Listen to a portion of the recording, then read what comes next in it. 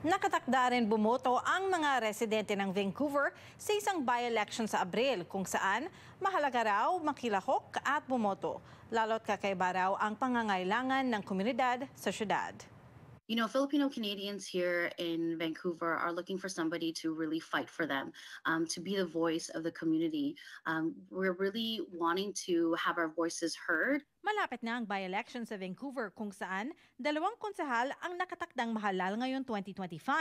Sa usapin ng politika sa syudad, naiiba raw ang pangangailangan ng mga botanteng Pilipino sa lugar ayon sa isang community advocate. It would be great to have City Hall in Vancouver to have more commemorative days for the Filipino community. We used to have the flag raisings at City Hall. Unfortunately, we don't have that anymore.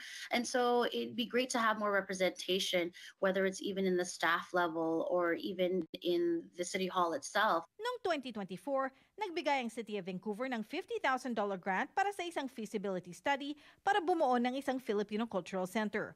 Ngayon 2025, naglaan din ang syudad ng dagdag grant para sa pagbuo ng isang Filipino-Canadian Mental Health Symposium. We're really excited that we are getting government support for issues like this that matter. And so this is only the beginning. Sa by-election, 13 kandidato ang tumatakbo.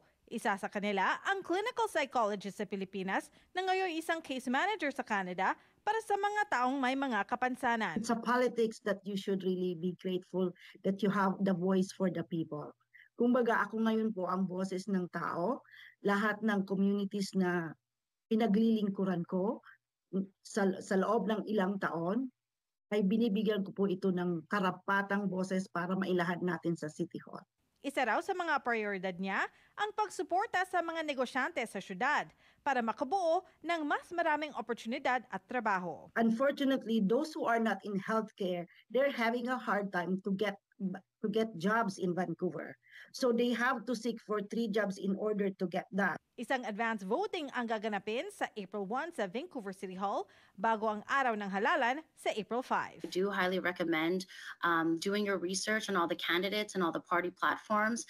It's really important for your own voice to be heard, but also for the voices that cannot be heard and not able to vote in this election. We really want to have that civic engagement in our community.